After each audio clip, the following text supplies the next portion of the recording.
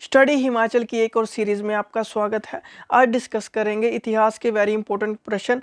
Description में आपको link दे दूंगा जहाँ पे 2-3 पार्ट पहले भी बनाए हुए हैं। ये पिछले 5 सालों में जो बार बार प्रश्न पूछे गए हैं वही डिस्कस कर रहा हूँ और मैं डिटेल्स सोल्यूशन के साथ सभी प्रश्न लेके आया हूँ।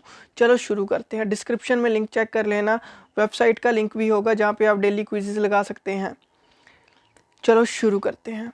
पहला प्रश्न है, अकबर के शासनकाल के दौरान अदालत की भाषा निम्नलिखित में से कौन सी थी? वो थी पर्शियन, मतलब फारसी भाषा। फारसी अफगान दिल्ली सल्तनत द्वारा फारसी को आधिकारिक अदालत की भाषा के रूप में स्थापित किया गया था, जो मुगल शासक के तहत जारी रही। अब इसके बारे में भी बताऊंगा क्या मतलब हुआ। जो आधिकारिक भाषा के रूप में फारसी का उपयोग अकबर के समय में किया जाता था, जैसे मुगल शासकों के दरबार में भी यही फारसी भाषा का यूज़ किया जाता। अदालत मतलब जो कानून तोड़ते थे उनको कोई सज़ा देने के लिए या नया कानून बनाने के लिए इस अदालत का यूज़ किया जाता था अकबर के समय में, और फारसी भाषा का भी यूज़ यहाँ पे ही होता था। आगे है कि वल्लभाचार्य ने, ठीक है, किस दार्शनिक प्रणाली की स्थापना की थी? आपको पता होगा, इसका आंसर होगा बी। अब जो वल्लभाचार्य थे वो राजस्थान और गुजरात के वैष्णव पंथ के संस्थापक थे। वो एक भक्ति दार्शनिक भी थे जिन्होंने पुष्य संप्रदाय और भारत में शुद्ध अद्वैत के दर्शन की स्थापना भी की थी। इंपॉर्टेंट क्वेश्चन है, ये पूछा गया था। क्वेश्चन आप देखो ना, ये पूछा गया था आपका, एक तो पूछा गया एचपी पुलिस कांस्टेबल में भी पूछा गया ये क्वेश्चन, और एक और एग्जाम है टीजीटी में पूछा गया है। नेक्स्ट क्वेश्चन है, ऋग वैदिक आर्य भारत में कहाँ रहते थे? ये वेरी इंपॉर्टेंट है, वेरी इंपॉर्टेंट, हर एग्जाम में पूछा जाता है। डी, सप्त सिंधु क्षेत्र में रहते थे। कौन? ऋग वैदिक आर्य जो थे कहाँ पे रहते थे? सप्त सिंधु क्षेत्र में। अब इसका मतलब क्या है?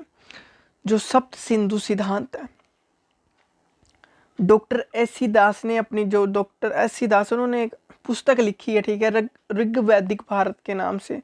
तथा डॉक्टर संपूर्ण नाथ ने भी अपनी पुस्तक लिखी आर्यों का आदि देश।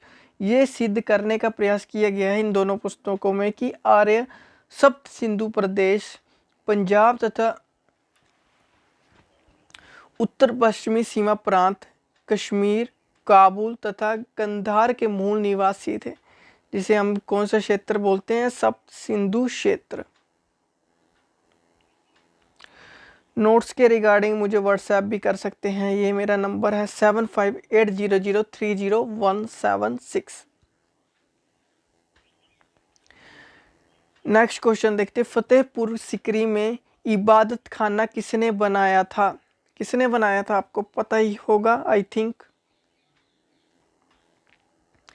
वो था अकबर ने बनाया था। जो इबादत खाना है 1575 ईस्वी में मुगल बादशाह अकबर ने बनाया था। ये फतेहपुर सिकरी में स्थित है। कहाँ पे स्थित है? फतेहपुर सिकरी में बादशाह अकबर के द्वारा बनाया गया था। काम क्या था इस इबादत खाने का, जिसे हम हाउस ऑफ उपासना के नाम से भी जानते हैं? 1575 ईस्वी में मुगल सम्राट अकबर द्वारा फतेहपुर सिकरी में विभिन्न धार्मिक आधारों के आध्यात्मिक नेताओं को इकट्ठा करने के लिए एक सभा भवन बनाया था। जो भी धार्मिक नेताएं थे, ठीक है, उनके लिए, ये नेताओं को इकट्ठा करने के लिए, उनके विचार विमर्श लेने के लिए ये एक भवन बनाया गया था, ठीक है, ताकि संबंधी शिक्षाओं पर चर्चा आयोजित की जा सके। ठीक है, समझ गए होंगे आप। अब नेक्स्ट क्वेश्चन देखते हैं। मोहम्मद गौरी को निम्नलिखित शासकों में से किसने सबसे पहले हराया था? D, Bhima second. He was defeated by Bhima II, the Solkani ruler of Gujarat in 1178 ईस्वी में। कौन से रूलर थे? सोलंकी रूलर थे, ठीक है, गुजरात में 1178 ईस्वी की बात है। अकबर का जन्म किस स्थान पर हुआ था? अमरकोट में। सी इसका आंसर होगा।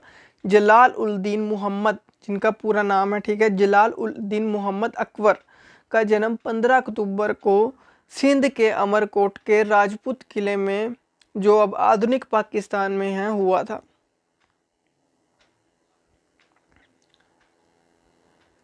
जहां उनके माता पिता को स्थानीय हिंदू शासक राणा प्रसाद ने शरण दी थी। किसने दी थी? हिंदू शासक राणा प्रसाद ने उन्हें शरण दी थी। हुमायूं नामा किसके द्वारा लिखी गई है?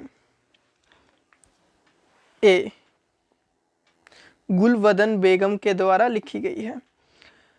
जो गुलबदन बेगम थी, बाबर की बेटी थी, उसे अपने सौतेले भाई हुमायूं के जीवन चित्रण हुमायूं नामा की लेखन के रूप में भी जाना जाता है। सप्तगंगा सिद्धांत किसके प्रतिपादित किया? सी, कौटिल्य ने। याद रखना, कौटिल्य ने किया था। जो सप्तांग सिद्धांत है, मंडल सिद्धांत, और इसको 3 तरह से बोलते हैं, या तो सप्तांग सिद्धांत, मंडल सिद्धांत और षणगुण्य नीति। कौटिल्य को भारतीय राजनीतिक विचारों का जनक माना जाता है। इनका जन्म 4वीं ईसा पूर्व मगध राज्य में हुआ था। कहाँ पे? मगध राज्य में 4वीं ईसा पूर्व हुआ था। भारत के राष्ट्र प्रतीक में सत्यमेव जयते शब्द को निम्नलिखित में से किसने अपनाया गया था? वो थे ए, मुंडुका उपनिषद में, ठीक है, इसका वर्णन है। और जो सत्यमेव जयते प्राचीन भारतीय धर्म ग्रंथ मुंडका उपनिषद का एक मंत्र है। भारत की स्वतंत्रता को ध्यान में रखते हुए इसे 26 जनवरी 1950 में भारत के राष्ट्रीय आदर्श वाक्य के रूप में अपनाया गया था। मुंडुका उपनिषद एक प्राचीन संस्कृत वैदिक पाठ है जो अर्धवेद के अंदर चिह्नित है, उसके अंदर लिखा हुआ है। अगला क्वेश्चन है, निम्नलिखित में से क्या हंटर आयोग की सिफारिश थी? वो थी महिलाओं की शिक्षा। महिलाओं की शिक्षा पर जोर दिया जाता था हंटर आयोग की सिफारिशों के। ये पढ़ सकते हैं, इसके बारे में पूरा डिस्कस किया हुआ है मैंने, फिर भी थोड़ा सा बता देता हूँ। हंटर शिक्षा आयोग वायसराय लॉर्ड रिपन द्वारा 1854 के वुड्स डिस्पैच के गैर कार्य बयान की शिकायतों को देखने के उद्देश्य से नियुक्त एक ऐतिहासिक आयोग था। ब्रिटिश क्षेत्रों में प्रारंभिक शिक्षा की समकालीन स्थिति और सुझाव का अर्थ है जिसके द्वारा इसे बढ़ाया और बेहतर बनाया जा सकता था। कोई भी सुझावों को, जो भी प्रारंभिक शिक्षा के लिए कोई भी सुझाव आते थे, महिलाओं के लिए कोई भी सुझाव आते थे, उसके लिए ये एक गठन था। सर विलियम विल्सन हंटर की अध्यक्षता वाले इस आयोग ने 1882 में अपनी रिपोर्ट प्रस्तुत की थी। कब की थी रिपोर्ट प्रस्तुत? 1882 ईस्वी में। भारतीय महिला सम्मेलन की स्थापना कब हुई थी? भारतीय महिला सम्मेलन की स्थापना 1927 में पुणे में हुई थी। डी इसका आंसर होगा। अगला क्वेश्चन है, अंग्रेजों ने रावलपिंडी की संधि पर किसके साथ समझौता किया था? अंग्रेजों ने रावलपिंडी की संधि पर अफगानिस्तान के अमीर जो थे, ठीक है, अमीर ऑफ अफगानिस्तान के साथ एक समझौता किया था। सी इसका आंसर होगा। भारत के गवर्नर जनरल का पद संभालने वाले प्रथम व्यक्ति कौन थे? वो है लॉर्ड विलियम बेंटिक जी थे, जो भारत के governor general, British governor general थे। ठीक है, भारतीय गवर्नर जनरल कौन थे वो आप मुझे कमेंट करके भी बता सकते हैं, आपको पता है तो। Thank you and have a nice day. I hope आपको ये वीडियो बढ़िया लगी होगी और आपको मैं ऐसी विश्वास रखता हूँ आपको क्वेश्चन भी आते होंगे ये सभी। Bye bye, thank you and have a nice day.